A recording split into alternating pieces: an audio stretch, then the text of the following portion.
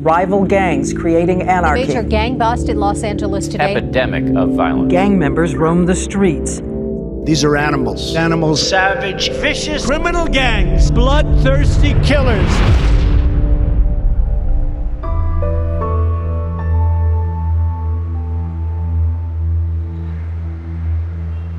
Poncho, big, huge guy, tattooed. He starts to tell his story. I think I was like 7. I was playing with matches. And this pissed my mom off. So she grabbed me by the hand and she walks me into the kitchen. And we had one of those stove tops with the coils. And she turned it on and she waited for it to be red hot. All I remember is I woke up that night, I was asleep on the floor in the bathroom with my hand in the toilet water trying to get some relief because I was all tore up and pussy and burned. Who knows what he used to say? You know, fast cars and women and money. This is what they'll say on, you know, on Maury Povich or something, but they're not gonna say the truth, which is, my mom used to put cigarettes out on me and hold my head in the toilet and flush till I nearly drowned. That's why I joined a gang. No kid is seeking anything when he joins a gang. Every kid is fleeing from something when they join a gang. My mom used to abuse me very badly. She was very verbally abusive. She was physically abusive.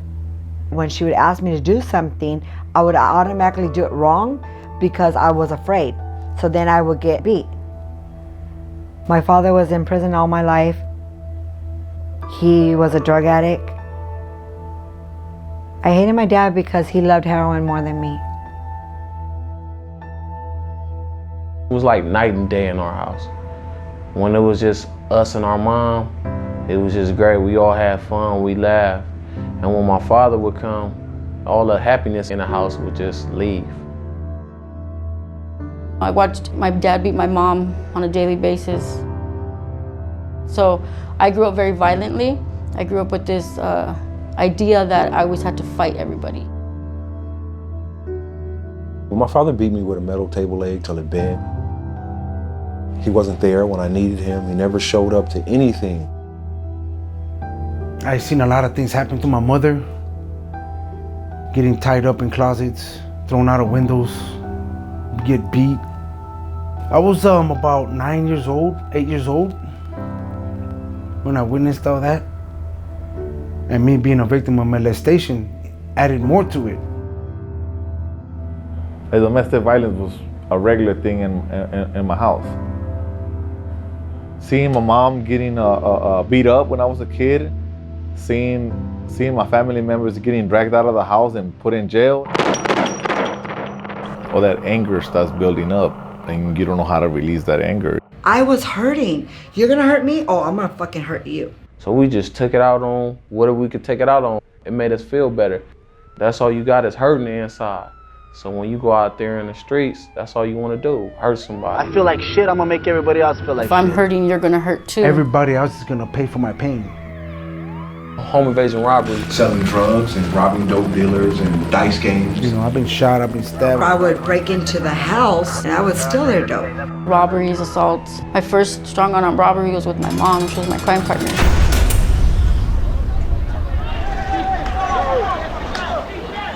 If you ever been locked up in a closet, seeing the people that were a little older than me getting older and dying in there, a guy would go to medical and he wouldn't come back. And they would just fill in the cell with somebody else and it's like they were never there. Now they want to be one of those guys that was never there. What happens when you lock a dog in a cage and you let him out 6 months later? He's wild, uncontrollable. You never get prepared for a future because they think you don't have a future. I had no clue as to how to do this stuff, you know, on the internet.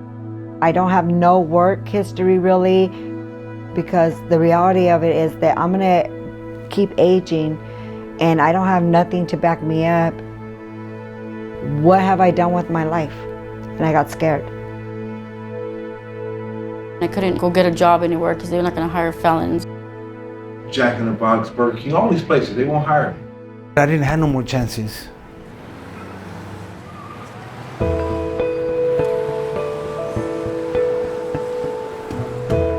One day, my roommate says, hey, let's go to Homeboy Industries. And I was like, where's that? What's that? I opened the door.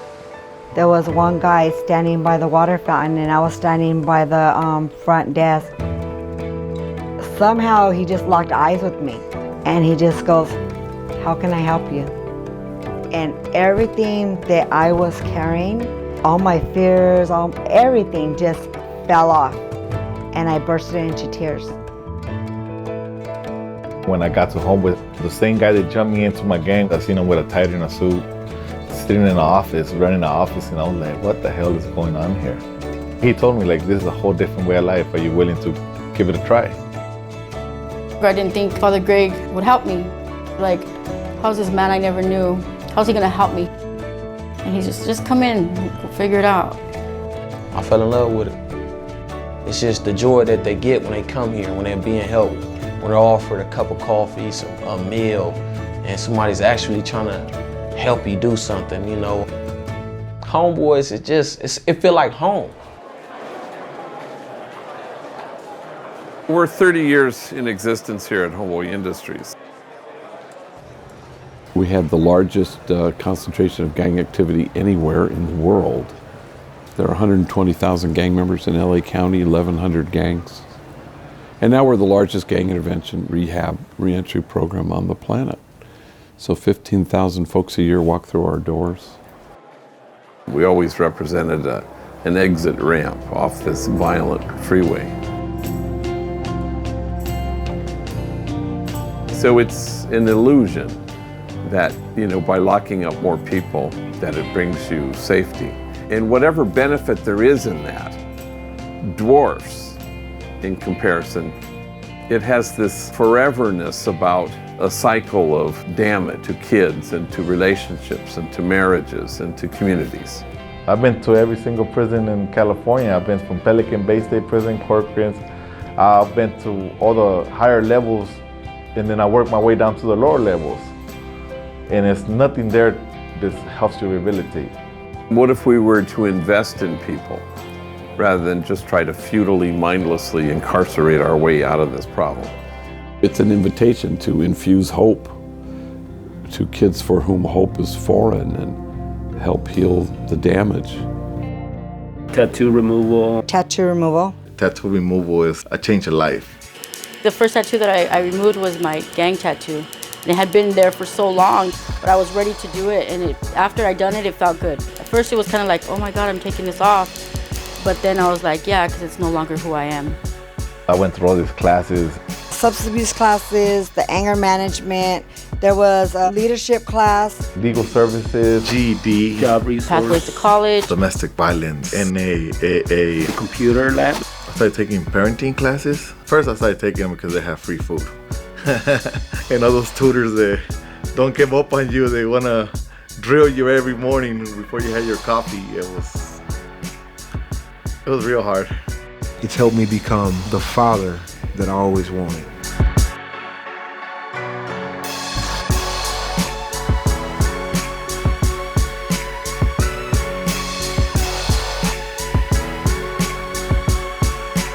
The secret sauce here is the place, is the community, is the environment, is the extravagant tenderness that people encounter. I never thought about a 401k. And he showed me the whole breakdown of a 401k and how you can start saving and everything for the future. But now that you're saying that, yeah, I would like something like that.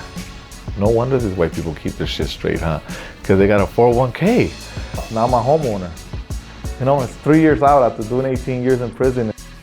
You could go hiking? I thought that was for white people. They get trained in the job while they're. So for instance, you'll look down, you see people in the bakery, or you'll go to a Homeboy recycling or catering or a cafe. And so they'll get training from those folks who are working in those fields. I got certified to drive a forklift. My goal is to be an electrician. And they offer a service for that, a class that helps you with the math part of the test.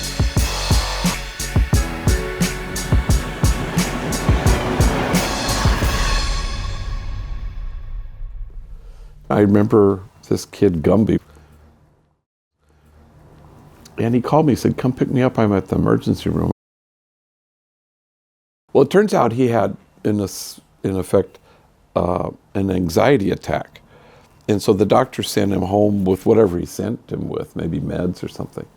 So, for the umpteenth time with people like this guy, I said, you know, it helps sometimes, you know, if you talk to somebody. And then he says, oh, you mean like analyze this? This is what you're like. Hey, Doc, you gotta help me. I'm in pain here. Please help me. All right, Paul, I'll help you. Fuck you. Nobody helps Paul Vitti. It was actually a very helpful film for our population because they could connect a dot like they never did before. Just hit the pillow. See how you feel. We made this discovery that an employed gang member, returning citizen, may or may not reoffend, and an educated one may or may not reoffend.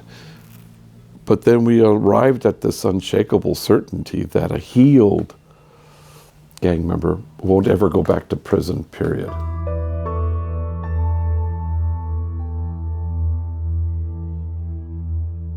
My therapist, she reminded me one day, she goes, Emily, do you remember when you came, the first day you came in? And I was like, no, like, what happened, you know? And she's all, you came in and I started writing and you said, what the fuck are you writing? I didn't know what she was writing, who it was gonna get shared with, who was gonna talk about me. I've been able to get off one of the medications. And my new therapist was like, you're a miracle that you're alive. And now I love therapy. In the beginning, it was just, hey, Fahima, and we would just talk, what's going on? We took a lot of walks and sat down and had coffee and ate at gyms across the street and at El Sol. There was nothing threatening about it. There was nothing formal even about it. Eventually we sat in rooms and that became okay, but it became okay because we were in the same community. Generational trauma can actually alter brain chemistry. The good news is that talk therapy can restore this in a way that people are resilient and able to have lives and never return to prison again. I, begged for help. Like, help me. Why do I keep getting high? Why do I keep going back to prison? Why do I keep going back to the same thing that I know that is bad for me? I know that where I'm gonna end up, in either dead or prison for the rest of my life. So today I'm learning how to deal with my feelings today. I didn't want to feel my feelings, you know what I mean? All the trauma and all the stuff that happened to me when I was younger, I kind of put a brick wall around me, you know what I mean? Because as a man, we have that ego and that pride that stop us from moving forward. So we have 4 paid therapists, and we have like 47 volunteer therapists, including 2 psychiatrists. It's the most volunteer therapists we've ever had. And still we have a waiting list. So on the one hand, it's a good problem to have, a kind of a aerial view that the homies are amenable to this. On the other hand, we'd love to be able to accommodate everybody.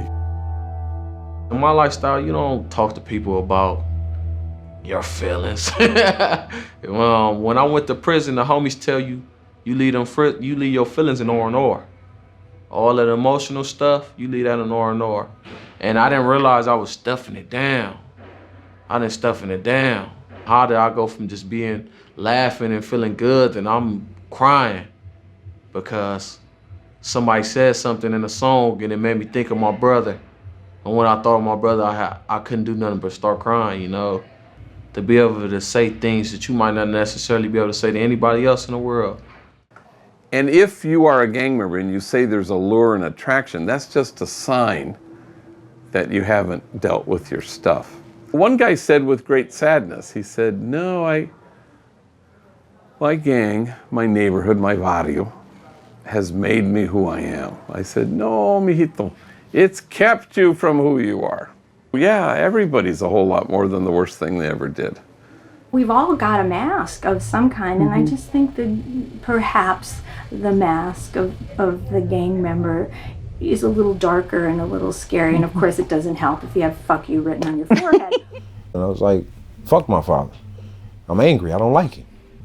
You know, and once I sat and I started crying, like I'm hurt, I'm sad. My father wasn't around. I'm the kid that's supposed to look like him the most. He had me, and I couldn't tell you anything about my father. I couldn't tell you his age, where he come from at that time. You have to excavate your own wound. You have to make friends with your own brokenness.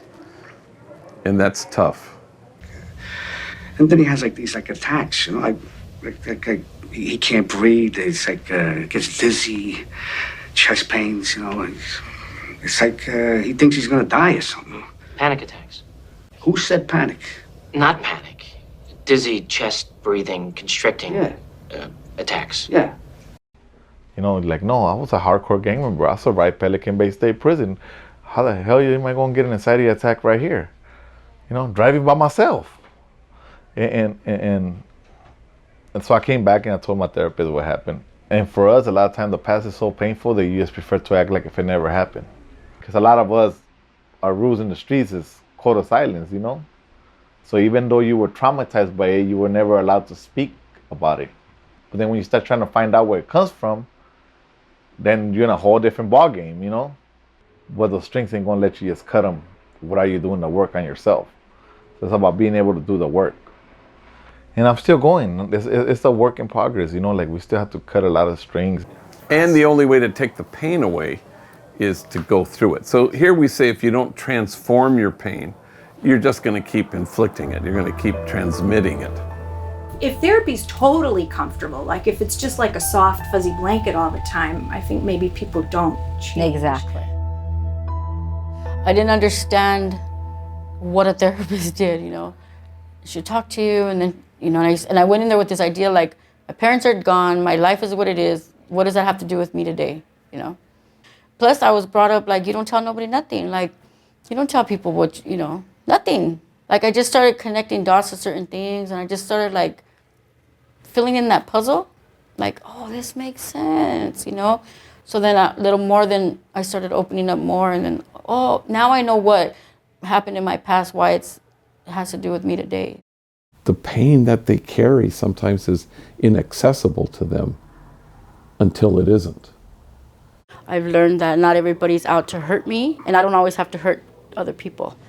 And then slowly, there's a melting of the mask and a thawing of the toughness, and someone can become soft enough to care about the people around them.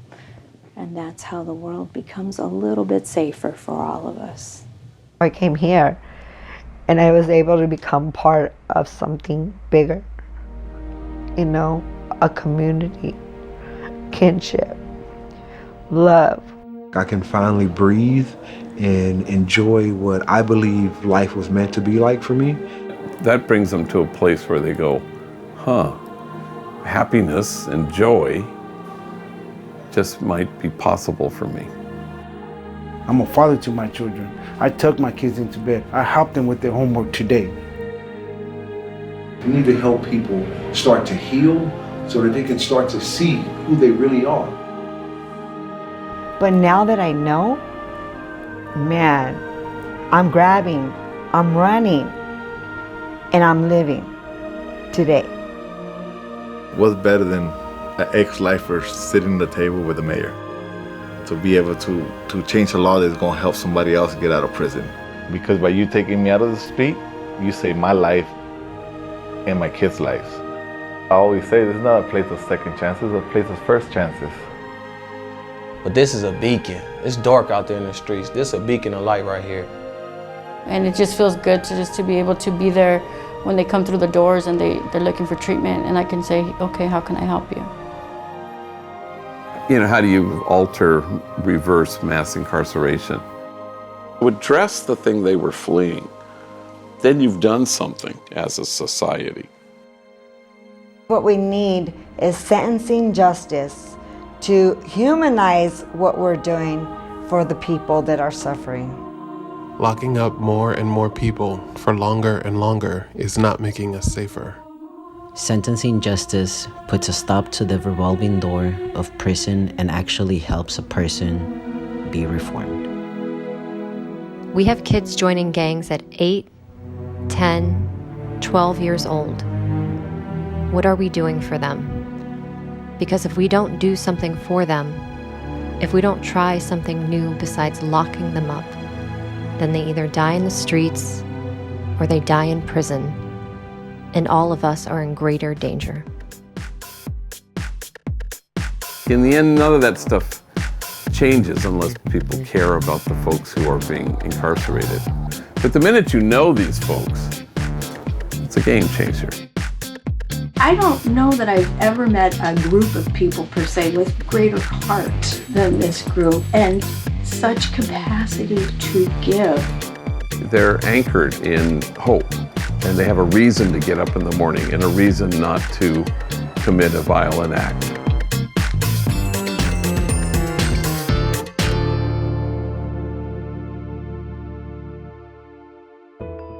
These are people that are sadists in many cases. We don't want them. We don't want them. Sometimes I sit and I watch him on TV and I'm just like, God, that guy must have a lot of hurt and pain inside of him. Something has to be going on with that guy. You need a therapist? I called them animals the other day, and I was met with rebuke. They said, they're people. They're not people. These are animals. He must have some trauma, because it's so important that he has everyone look at him. So he must not be all right inside. He needs some therapy. You know, money, like I tell all my clients, you can have a good job, you can have all the money, Trump. But with all that, if you ain't okay in here, you're gonna cause damage.